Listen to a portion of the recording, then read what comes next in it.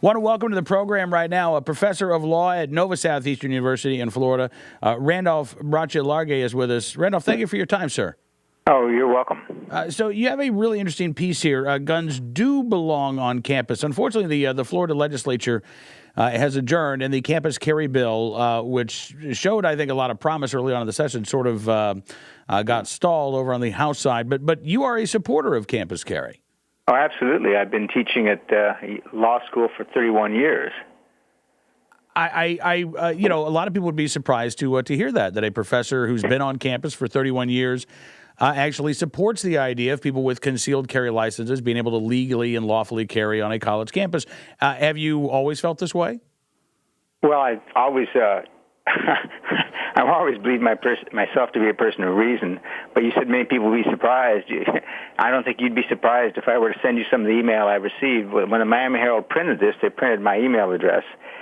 And, obviously I received email from people who either didn't read or didn't understand, and they're going by emotion. It's like so many of our decisions are made by emotion. I think this doesn't start with the NRA or me or anybody else. It goes back to the founding of the Republic and probably before that, which is you either choose freedom or security. Give up freedom for security, you'll have neither. Absolutely. And I got to say, Professor, I agree with you. I think the anti-campus carry argument really is very emotional. It also seems like, depending on what campus you look at, it's either very prevalent or, I guess it varies from campus to campus. I've seen some campuses that have actually passed resolutions in support of campus carry. Do you have an idea what the student population there, I know the Southeastern, feels about the issue or thinks about the issue? I don't. I make it a point to not discuss politics with students when I'm teaching a class. I'm the advisor to the Federalist Society. Of course, at those meetings we discuss politics, but that's the whole point. We really discuss the Constitution.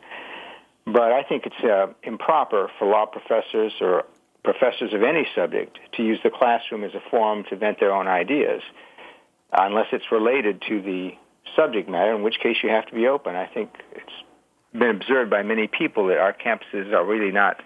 We believe in diversity in everything except ideas. So I don't know what the students think. I suspect that a number of students, as in the general population, support guns on campus. Others are against guns on campus. It's hard to tell because, there are certain opinions that are considered educated opinions. And it's made very clear, depending on the society you're in, that if you don't hold those opinions, you must be an idiot.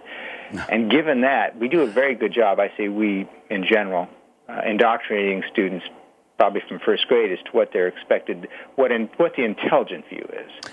So by the time they get to law school, it's a graduate school, they pretty much know what they're supposed to think. And a lot of them, frankly, have just accepted it because they've only been exposed to one point of view. And that's because we get them from these colleges, which are little more than institutions for indoctrination. But that's very sad, but it's a fact. So I'm curious, and when supposedly college is that place where you go and you challenge yourself and you learn all kinds of new ideas. And I'm wondering, when you find those students, or even, I guess students in particular, who may, swim upstream, go against the grain a little bit, is the tendency to just sort of put your head down and say, well, I'm done here in 4 years, so I'm not going to draw attention to myself. I'm just going to get out of here as soon as I can.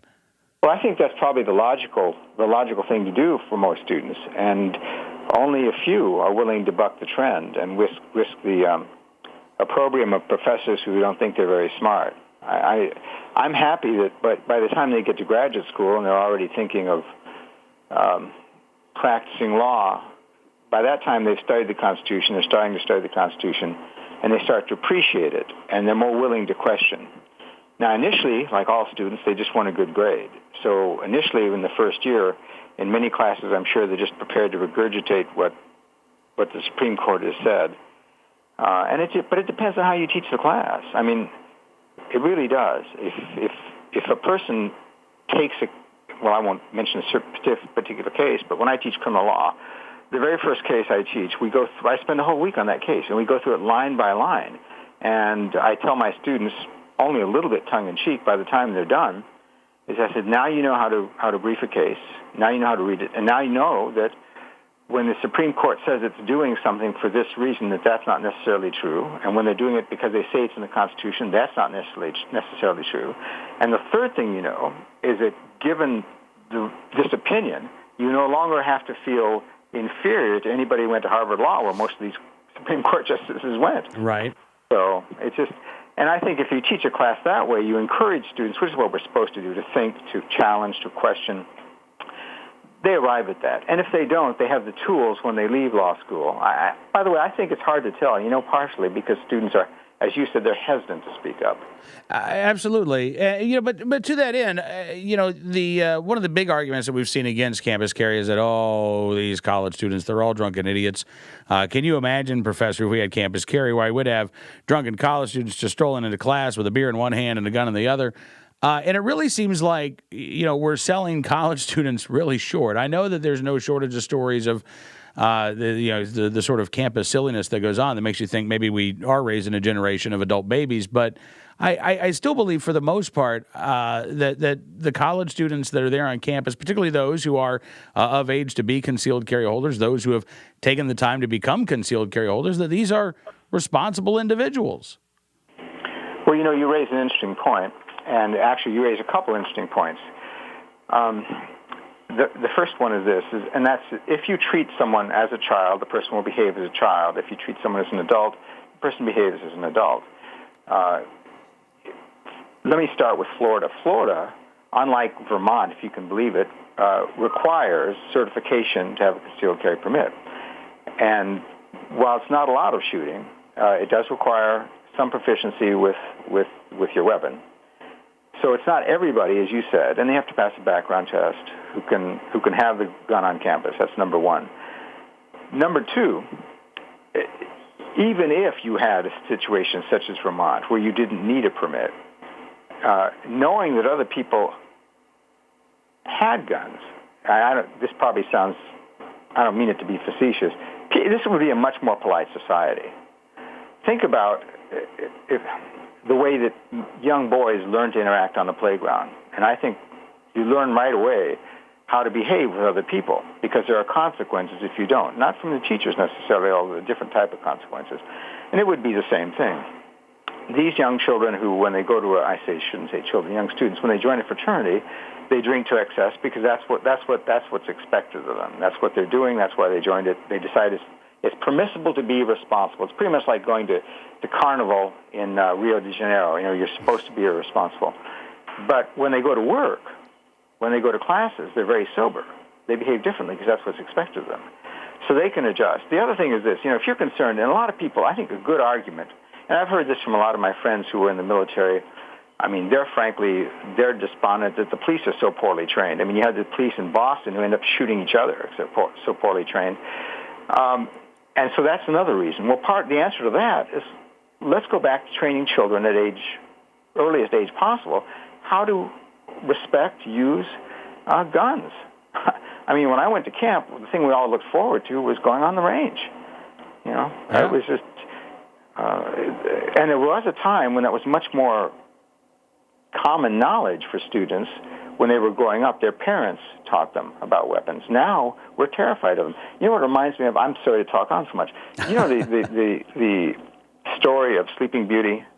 Yes, sir. That we tell our children. Do you remember how that starts? That starts because her parents were so afraid that she would prick her finger on a spindle that instead of teaching her, this is a spindle, this is what can happen, we're not going to touch it, instead they try to hide them all. So the first time she sees one, she pricks her finger on it.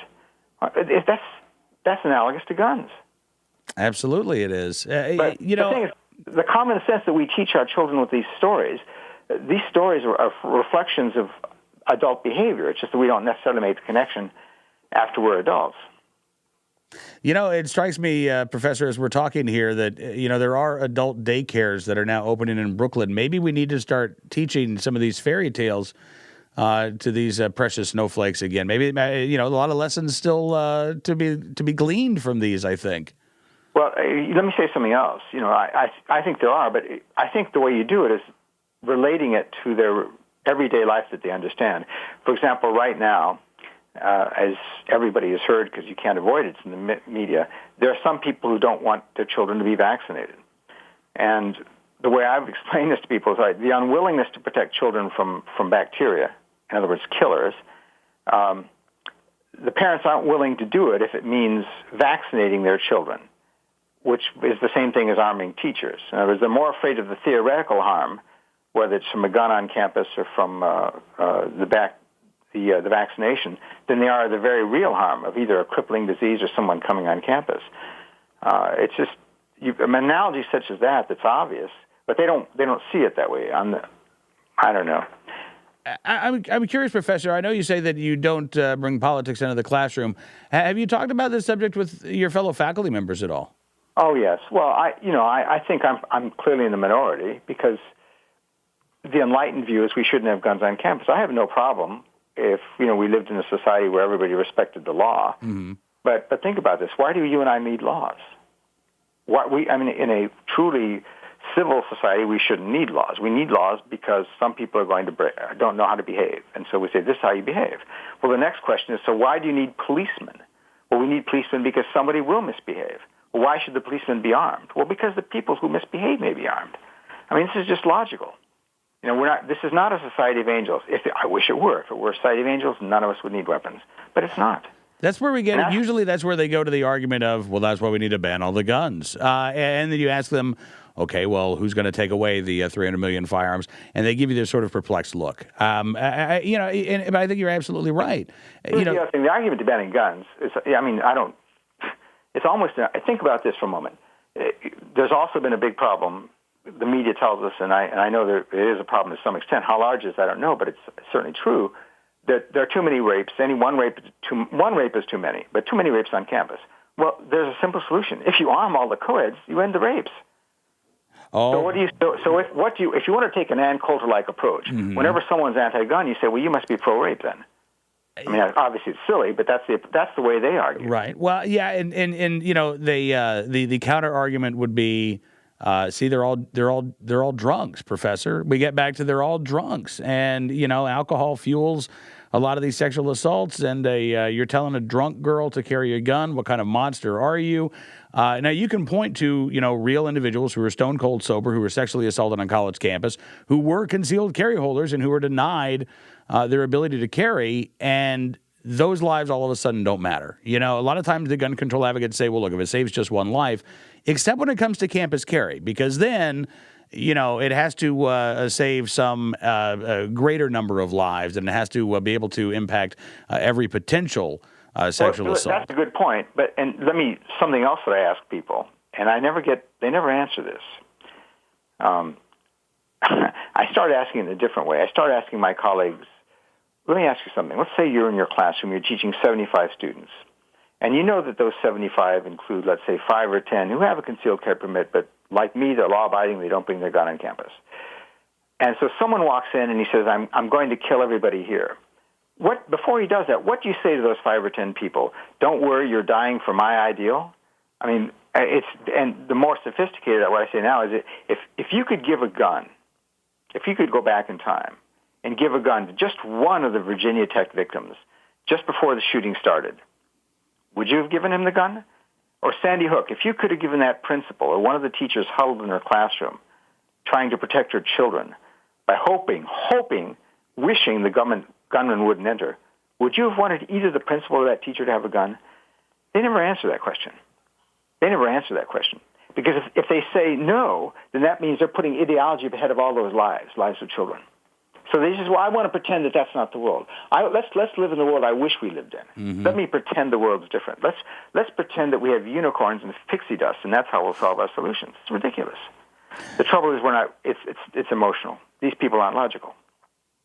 Talking with Professor Randolph Brache-Larguet. And Professor, listen, I really appreciate you joining us today. We were unfortunately almost out of time, but I would love to talk to you again in the future. And one last question for you.